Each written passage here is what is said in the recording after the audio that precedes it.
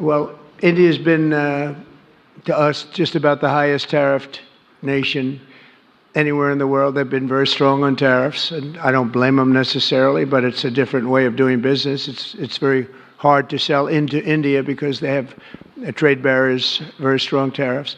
We are right now a reciprocal nation. We are going to, if it's India or if it's somebody else with low tariffs, we're going to have the same. We're going to have whatever India charges, we're charging them. As you know, Prime Minister Modi is a friend of mine, but they don't do very much business in terms of business with us. They sell a lot to us, but we don't buy from them. You know why? Because the tariff is so high. They have one of the highest tariffs in the world. Now, they're willing to cut it very substantially, but we'll see what happens. We're talking to India now. We'll see what happens. It doesn't matter too much whether we have a deal or whether we charge them a certain tariff. You're going to put tariffs on you that was so high, I don't give a damn. Your head's going to spin.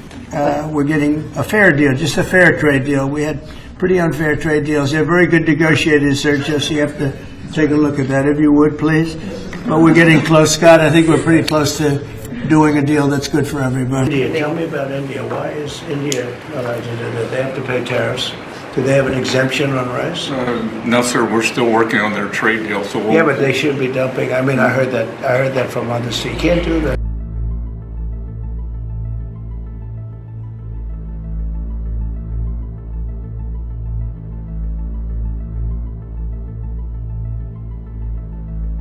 Like you said, they're a very difficult nut to crack. I agree with that 100%, but they've been quite forward-leaning. The type of offers they've been talking to us about have been the best we've ever received as a country.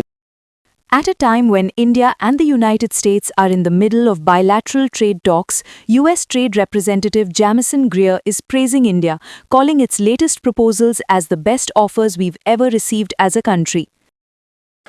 Cambodia's already reduced theirs. You mentioned India.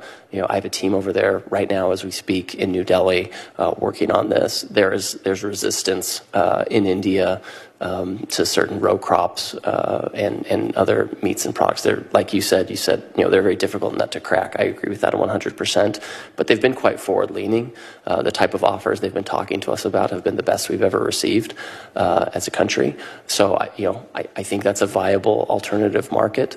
And then we talk about, there are biofuels. There are other countries that want biofuels that can be derived from soybeans. So we're trying to, kind of touch every base in every country. India-US bilateral trade talks are currently ongoing.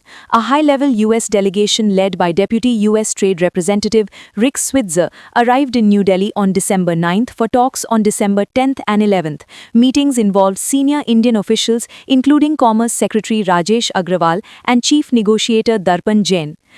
The main focus of the talks are reciprocal tariffs, expanding market access in sectors like agriculture, aviation parts, pharmaceuticals and services, and resolving issues to boost bilateral trade from approximately $191 billion to a target of $500 billion by 2030.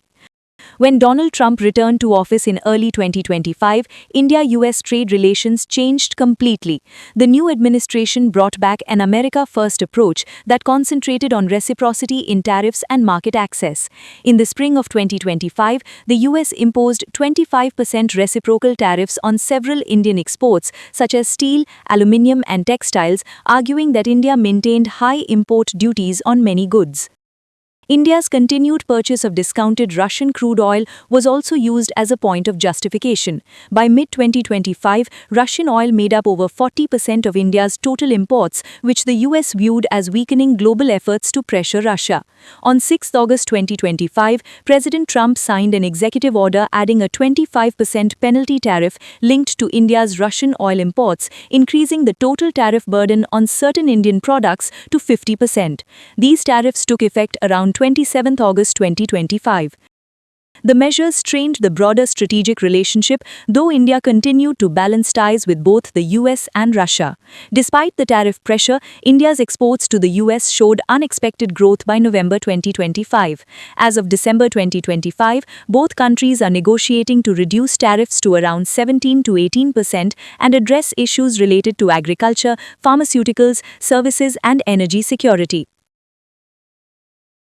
The tariffs are working. but we need to double down because You want more? I mean, I well, understand. they're cheating, right? They're Yeah, they're just Could I ask subsidizing and then Scott, India, tell me about India. Why is India allowed to do that? They have to pay tariffs. Do they have an exemption on rice? No, sir, we're still working on their trade deal, so we'll. Yeah, but they should be dumping. I mean, I heard that from others. You can't do that. there's a Okay. WTO case against India Give me right now. Give me the countries if you could. Go ahead. India. Who else? So Mark it India, down. Which is good. Yes, sir. India, Thailand, China into Puerto Rico, not into the continental U.S., but into Puerto Rico. Those are the main culprits. So Puerto Rico used to do a lot of business, and now you're 100% Puerto Rico was U.S. based. all right. And So now easy to it's- set up. Okay. But there's others too, and I can get you a full list. Give as me well. a full list. Yeah. Of course I can. All right. So The Indian Rice Exporters Federation would like to clarify the market dynamics and the Indo-US rice trade. US is an important market for India. In the last preceding financial year 24-25, India exported basmati rice worth $337 million, weighing approximately 270,000 metric tons to the US market. This places the US market as the fifth largest market for Indian basmati rice. Similarly, when we talk about non-basmati rice, in the similar period, India exported $57 million worth of non-basmati rice to the US market, weighing about 61,000 metric tons.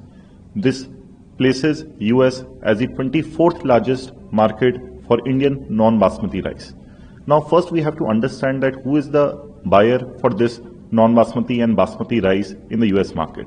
It is people from the Gulf and the subcontinent region, primarily people of Afghani, Iraqi, Irani, Indian, Bangladeshi and Pakistani origin are the primary consumer of Indian rice in the US market.